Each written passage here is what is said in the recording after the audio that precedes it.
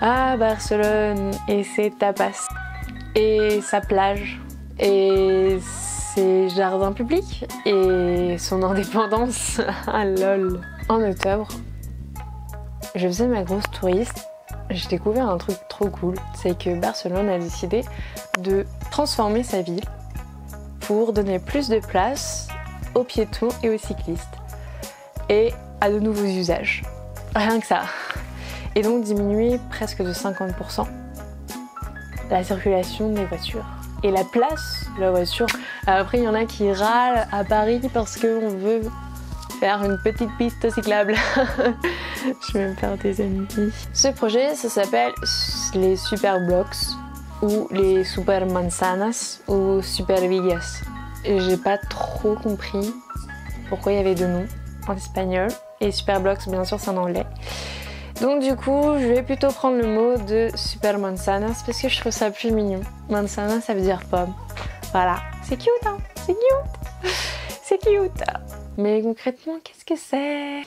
Pour faire court, à la fin du 19e siècle, Barcelone connaît un développement urbain et démographique record. Il faut donc répondre à cet accroissement très rapide de la population. En 1860, Cerdà propose donc une solution qui est un super plan d'aménagement pour l'extension de la ville. C'est la forme que désormais a la majeure partie de Barcelone, en tout cas le grand quartier qu'on appelle l'Eixample. L'Eixample. Du coup vous pouvez lire le nom ici, parce que je ne sais pas le lire en catalan. Pas du tout.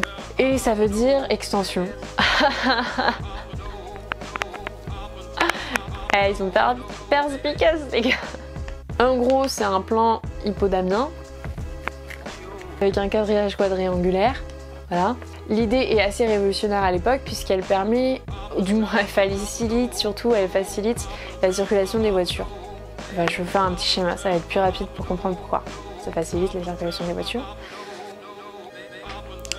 Donc en gros, on avait des blocs hyper rectangulaires, sauf que du coup, il y avait des problèmes au croisement. Ce qu'a fait Cerdà, c'est que au milieu de ces blocs, il a formé un rond. Il a coupé les angles afin que finalement la circulation des voitures soit beaucoup plus rapide et éviter les croisements au milieu. Donc, en fait, il a permis à ce qu'il y ait une espèce de rond-point sans qu'il y ait un rond-point. Donc finalement, il a aménagé le carrefour pour faciliter les circulations. Sauf qu'aujourd'hui, il y a des problèmes de pollution. Et puis la voiture, elle prend un peu trop de place par rapport aux enjeux écologiques et environnementaux actuels. Donc du coup, Barcelone a décidé de lancer un projet ambitieux de réduction de la voiture dans l'espace public. Le but, c'était de limiter la place de la voiture, de ses espaces de circulation, mais aussi du coup implicitement de limiter les gaz à effet de serre, de réduire finalement la circulation des voitures. Et en contrepartie, de développer des espaces publics, de nouveaux usages dans la ville par rapport aux citoyens et forcément le développement aussi des pistes cyclables et donc du coup de la pratique du vélo en ville. Le projet est finalement assez simple, c'est de transformer les manzanas en super manzanas. Et je vais vous faire un schéma parce que là ce que je vous dis ça veut rien dire. Faut savoir qu'au début le projet de Cerdà c'était d'avoir des blocs qui étaient plus ou moins denses et du coup d'y aménager des espaces publics, des jardins, etc. Sauf que la spéculation foncière a fait que tous les blocs ont été ultra densifiés et que du coup il y a eu peu d'espaces publics qui se sont construits à l'intérieur de ces blocs. Donc là où on prévoyait des blocs d'habitation relativement aérés, qui intégraient des jardins, et bien la densification a eu raison du projet initial et la moindre parcelle d'espace vert a été urbanisée. À travers le modèle des super manzanas, le but c'est aussi de développer des micro-quartiers où le trafic automobile sera réservé aux seuls résidents et où l'espace sera réaffecté aux piétons et aux cyclistes. Pour aider les gens à se déplacer sans leur voiture, la ville va développer également des pistes cyclables de 100 km aujourd'hui à 300 km au terme du plan. Et puis il va y avoir aussi un complément avec finalement un développement des réseaux transports en commun. D'abord, je pense que c'est intéressant de vous montrer à quoi ressemblent ces carrefours que Barcelone souhaite aménager en des espaces piétonniers, cyclables est vraiment réservé à des usages pour les habitants. Là, vous avez un exemple vu de haut que j'ai trouvé sur Google Maps, normal. Concrètement, sur l'espace public, ça donne ça. Là, j'avais placé ma caméra au milieu et c'était en face d'une coulée verte. Ensuite, là, c'était dans une rue. Donc, on voit sur, par exemple, une rue basique d'un de ces quartiers qu'il y a beaucoup de stationnement de motos et de voitures. Alors là, c'est un autre carrefour où on voit... je vais vous mettre un peu le son 2 secondes.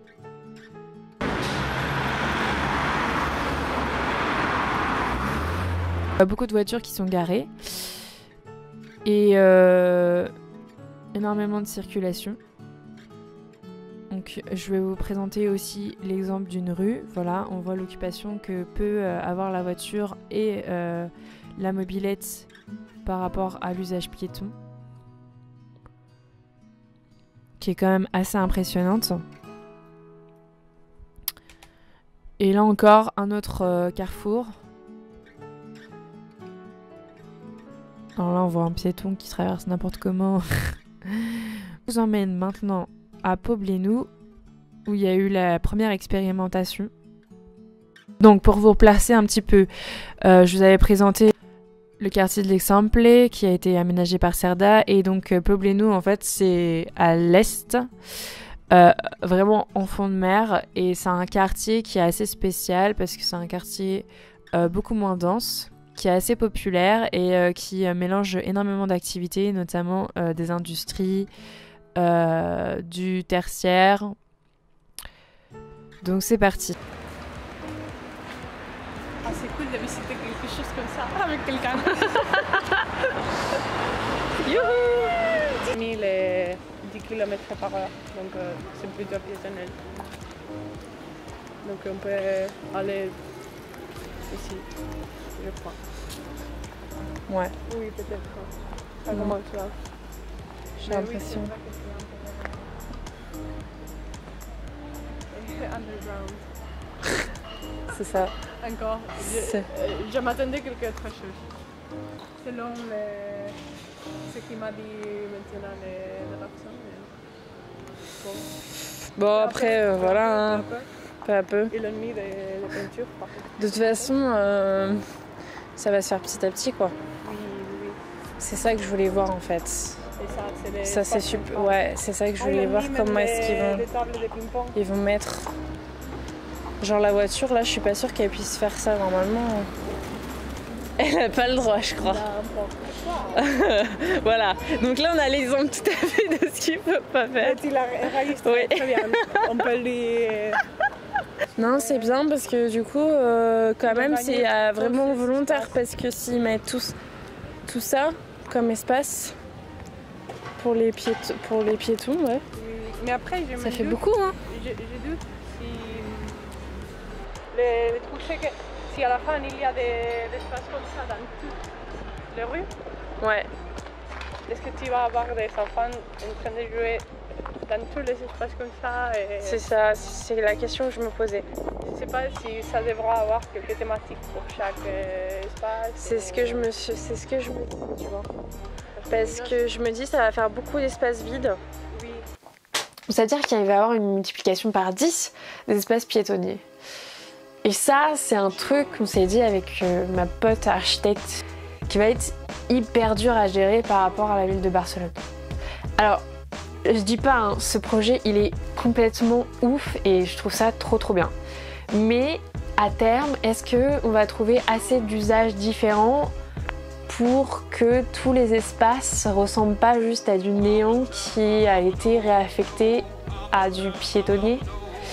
Donc il va y avoir tout cet enjeu finalement de comment est-ce qu'on se réapproprie un espace qu'on n'avait pas à la base.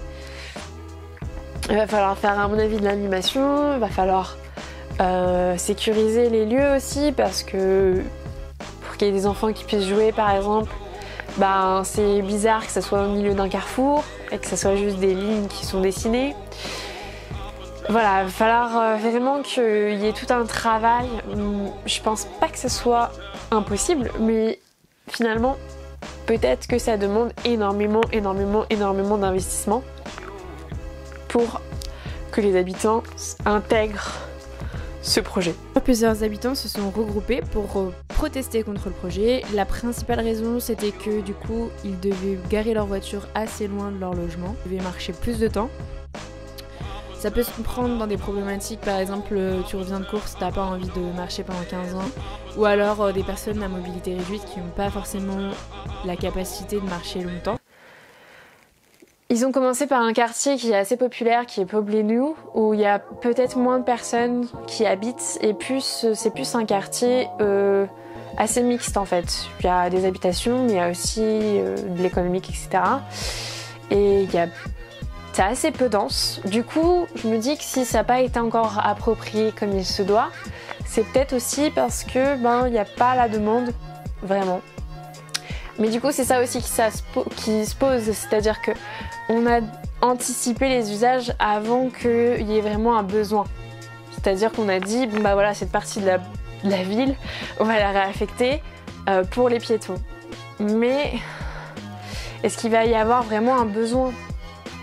Parce que déjà, Barcelone, pour moi, c'est une ville où il y a beaucoup d'espaces piétonniers. Il y a beaucoup d'espaces qui ont été appropriés. Bon, j'ai surtout visité le quartier de Gracia, où il y a énormément de petites parcelles qui sont des places publiques. Mais il y a aussi des artères qui sont un peu comme Las Ramblas, où c'est affecté à l'usage piétonnier.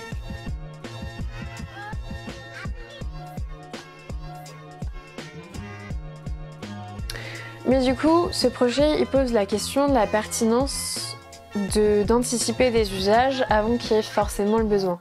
Ce que je veux souligner, c'est que il va y avoir énormément d'espace public qui va être réaffecté à l'usage piétonnier et que ça va faire des fois peut-être des no man's land, des endroits qui seront juste des endroits à circuler, mais peut-être que même les piétons vont pas vraiment s'en emparer parce que ça va être grand et que ça fait un peu vite quoi.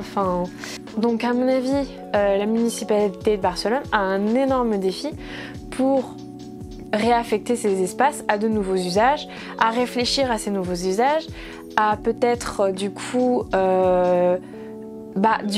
réunir des habitants des micro-quartiers pour définir leurs besoins, etc., etc. Donc ça va pas juste être mettre finalement des lignes sur les cartes. De toute façon, l'urbanisme, c'est jamais ça. C'est beaucoup de travail qui ne se voit pas. Et du coup, ça sera super intéressant de voir aussi comment la ville de Barcelone s'organise et surtout ce qu'elle propose finalement à ses habitants sur ces nombreux espaces créés pour eux finalement, pour qu'ils puissent se les réapproprier. Et ça sera aussi intéressant de voir comment les citoyens eux se les approprient, parce que peut-être que, c'est même sûr, beaucoup vont développer différents projets de leur propre initiative. Et ça, c'est hyper intéressant. Je sais pas vous, mais moi ça m'intéresse. Donc voilà, je vais suivre ça de près. J'espère que cette vidéo t'a plu, que tu as découvert un truc que tu savais pas. Voilà, un projet secret.